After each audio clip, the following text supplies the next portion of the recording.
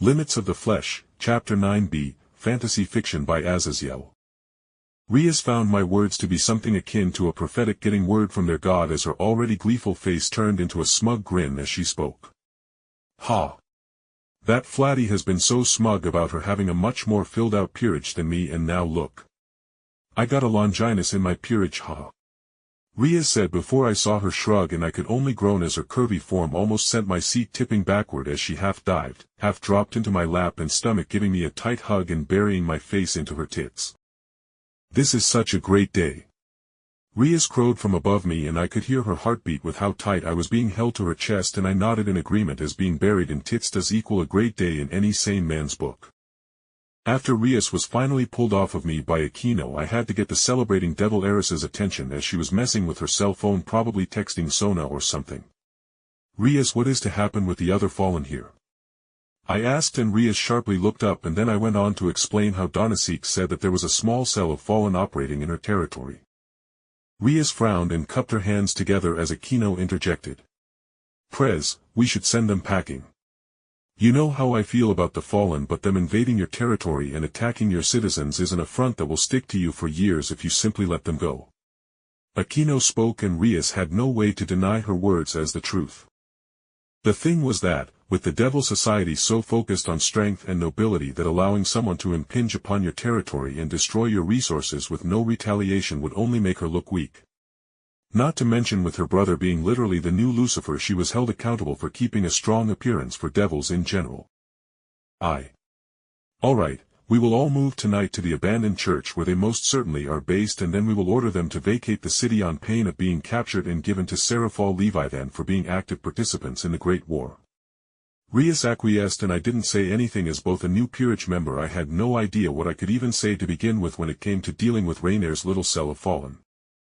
Then, with the little details about our plan to force out the fallen squatting in Rias's territory finagled, Rias and akin went out of the clubhouse so that they could go speak with Sona about their coming little operation, so that way it didn't look like we were going over her fellow king's head.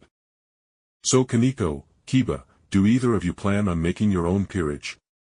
I asked as I relaxed in the clubroom with the two as the peerage's buxom ladies left the room. But both of them firmly shook their heads to my question, with Kaneko answering first. Too much work doing all the exams, and with the Great War going cold, battlefield promotions haven't been done for years. Kiba said just about the same, but his reasoning was that he wanted to continue to repay Rias with his service for a long while. Fair enough, I muttered, shrugging. Do you already have plans for having your own peerage, Jake? Kiba asked me with a wry smile, and I threw up my hands as I honestly wanted to get to the status of a high-class devil, so I didn't have the stigma of being Rias's servant and more of her partner, as that's how high-class reincarnated devils were typically treated by their previous masters. I mean, kind of. I want to work up the ranks of Devil Society, as being on the bottom of the totem pole isn't great, but with me having the boosted gear, I am most worried about the White Dragon Emperor more than anything. Honestly, I wanted a peerage to help me deal with Vala's whole menagerie of battle junkie murder hobos. You will work up the ranks fast, Kaneko mumbled from where she was sitting beside me on one of the couches, but after she spoke, I noticed she was taking some deep whiffs of the air, and I realized she was probably inhaling the light pheromones I was putting out through my powers and the dragon aura that came from being the wielder of the boosted gear. But before I could say anything about Kaneko, the doors to the clubroom burst open, with Rias stomping inside, growling, and her crimson hair aglow with her power of destruction. Then akin, daintily in comparison to the raging bull that was Rias, came in and closed the door behind her and came to sit on the other side of me as the whole peerage stared at the fuming form of Rias Gremory. What happened with Sona? I asked, breaking the awkward silence, and Rias's eyes snapped to me before softening after she brushed her hands over her face. It's a massive fucking mess. Apparently, the fallen cell had a familiar there themselves during the attack on you, Jake. So in their ever-so-bright mind, they decided to kill one of Sona's potential recruits in Genshiro Saji, and even went as far as to almost completely destroy his body so he couldn't be reincarnated, only leaving his head behind so he could be easily identified.